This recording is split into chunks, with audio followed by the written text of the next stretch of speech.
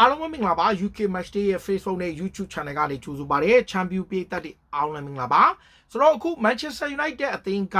Sunderland ရဲ့အဝေးကွင်းမှာဂိုးမရှိသေးကျသွားတယ်ဒါ Sunderland ရတဲ့ chance တွေ Sunderland ရတဲ့ create လုပ်တဲ့အခြေအနေတွေသူတို့ကစားတဲ့ကစားပုံဟာဒါဒီနေ့ပွဲမှာ Manchester United ကိုအနိုင်ယူရင်ယူသွားလို့ရတဲ့ chance တွေကိုသူတို့ create လုပ်တယ် Man United ကတော့ပွဲပြီးကန်ဒီမှာကုညာတစ်လုံးရတာပေါ့လေ Patrick Doku ပေးတဲ့အလုံးကနေရတဲ့ကုညာ chance ကလွဲရင်အများကြီးသူတို့ create မလုပ်နိုင်ပဲဒီနေ့အဝေးခွင့်မှာကိုမရှိသေးကြတယ်ဆိုတော့ Bruno Fernandes အတွက်ဒါအခု Premier League ဖန်တီးမှုအစစ်19ချိန်ရခဲ့ပြီးမှနှစ်ပွဲဆက်တိုက်ဖန်တီးမှုဒါကိုမရပဲအစစ်မရပဲဖြစ်သွားတာပေါ့လေဒါပြီးခဲ့တဲ့ပွဲစဉ်ကစားခဲ့တဲ့ပွဲတုန်းက Manchester United ကဘယ်လိုပြောမလဲဒီလီဗာပူးနဲ့ပွဲတုန်းက Benjamin Sesko ပွဲမှာတွင်းနဲ့ကိုမှာဂိုးသမားနဲ့ထိပြီးထွက်သွားတဲ့အတွက်ကြောင့်အဲ့အလုံးလည်းအစစ်မရဘူးပေါ့လေကျွန်တော် fantasy ကစားတဲ့သူတွေဆိုတော့အဲ့အလုံးကိုအစစ်ပေးတယ်ဒါပေမဲ့ Premier League official ကတော့မပေးတဲ့အခါမှာအဲ့မှာလီဗာပူးနဲ့ပွဲကမှာအစစ်မရခဲ့လို့အခုဒီနေ့ Sunderland မှာမရတော့ဒီ Bruno အတွက်က record breaking အစစ်ရဖို့အတွက်အခွင့်အရေးနှစ်ပွဲတော့ကြံသေးတယ် Manchester United ကအခုလက်ရှိမှာ Bruno Fernandes ကအစစ်19ချိန်ရထားတယ်Thierry Henry နဲ့ Kevin De Bruyne တို့ရဲ့အချိန်20စံချိန်အမှန်တိုင်းပြောရင်ဒီအစစ် record ဟာတော်တော်လေးတော့နှက်ကြီးတယ်။ဘာကြောင့်လဲဆိုတော့ကျွန်တော်မှတ်ရ Kevin De Bruyne လည်းလက်ကျန်4ပွဲ5ပွဲလောက်အလိုမှာအစစ်ကနှလုံးလာပဲလိုတော့တာ။အဲ့မှာ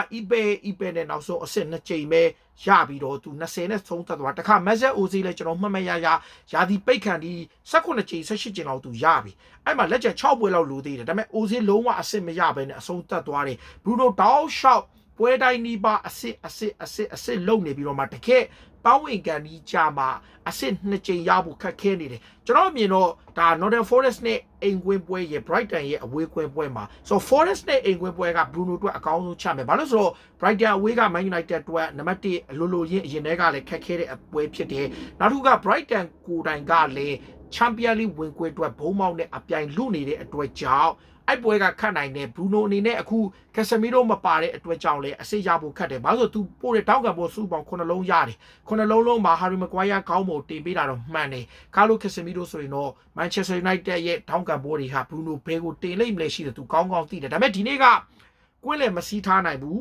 ဘောလုံးတွေကောင်း Sunderland area box ကိုမပို့ပေးနိုင်ဘူးလုံလောက်တဲ့ cross မပေးနိုင်ဘူး Benjamin Sesko မပါတာလဲပါတာဗောလေပုံမှန်အပြင်က Sesko ရှိရင်သူ့ရဲ့ height ကိုအသုံးချပြီးတကယ် whip cross တွေပို့လို့ရတယ်အခုက majority က short ball တွေကစားရတာများတယ်1-2တွေရိုက်တာများတယ်အတွက်ကြောင့်လည်းပါတယ်နောက် Ahmed Diallo လည်းနည်းနည်းလေးကြာတာလည်းပါတယ်အမွေးမိုးလည်းဒီတိုင်းပဲဆိုတော့အခုလောလောဆယ်မှာ Man United ရဲ့ဒါ captain ခုပူပူနွေးနွေး FWA လို့ခေါ်တဲ့ဒါအားကစားကလောင်ရှင်များရဲ့အကောင်းဆုံးဘောသမားစုဖြစ်တဲ့ Bruno Fernandes ကအစစ် record အတွက်လက်ကျန်2ပွဲမှာသူ2ချိန်ရရင်all time record breaking ချိုးနိုင်မယ်ဆိုတော့သူ့အနေနဲ့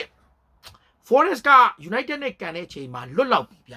လွတ်ပြီအခုကလွတ်တာလွတ်နေပြီဗျလွတ်တလောက်ဖြစ်သွားပြီလွတ်တာဖြစ်သွားပြီဒါပေမဲ့ Nottingham Forest ကို Manchester United အနေနဲ့ short တော့တွက်လို့မရဘူးဒါပေမဲ့ Forest နဲ့ပွဲမှာ United နဲ့ Bruno အတွက်အစစ်ရနိုင်မဲ့အခြေအနေရှိတယ်အဲ့ဒါကမေလ9ရက်နေ့ဒါမေလ18ရက်နေ့မှာကန်မယ်သူတို့စနေနေ့အစောကြီးပဲပွဲပဲအဲ့ဆိုကြီးပွဲရှိမယ်ဒါ Bruno အတွက်အကောင်းဆုံးအခွင့်အရေးတစ်ခွင့်ရှိတယ်နောက်ပြီးတော့မှမေ24ကြာရင် Brighton ရဲ့ Ahmed Stadium မှာသွားကန်မယ် Brighton နဲ့ Man United ကပြီးခဲ့တဲ့2023-24တုန်းကတစ်ခါကန်ဘူးအဲ့တုန်းက Brighton ကွဲမှာ United ကနိုင်တယ်ဒါအဲ့တုန်းက Brighton ကိုရာသီပိတ်နောက်ဆုံးဝေးကွင်းမှာနိုင်ထားတယ်ဆိုတော့ Bruno Fernandes အတွက်လက်ကျန်2ပွဲမှာအစစ်အနည်းဆုံးတစ်ချိန်ရရင် record equal အကျိန်20အစစ်တူညီခွင့်ရမယ်နှစ်ကြိမ်ရရင်တော့ all time record assist စံချိန်ကိုချိုးနိုင်မှာဖြစ်ပြီးတော့ Bruno Fernandes ကလက်ကျန်2ပွဲမှာစံချိန်တင်ဖန်တီးမှုအစစ်ကိုရယူနိုင်လား Manchester United ပြည်သက်တွေဘယ်လိုမြင်ကြလဲဒါ Man United ပြည်သက်တွေရာရော Bruno ရလိမ့်မယ်လို့ထင်လားကျွန်တော်တင်တာတော့အနည်းဆုံးတော့တည်ကြလိမ့်မယ် match တော့ဖြစ်လိမ့်မယ်သူ2ပွဲမှာတစ်ချိန်လောက်တော့အသာလေးရလိမ့်မယ်အထူးသဖြင့် Forest နဲ့ပွဲမှာဒါ Brighton နဲ့ပွဲမှာဆိုတော့ bonus ပေါ့လေရသွားရင်တော့ဒါ record breaking ဖြစ်မယ်ဒါဘယ်လိုမြင်ကြလဲ Man United ပြည်သက်တွေ Bruno ချိုးနိုင်မယ်လို့ထင်လား match ဖြစ်နိုင်မလားဘယ်လိုမြင်ကြလဲအားလုံးကျေးဇူးတင်ပါတယ်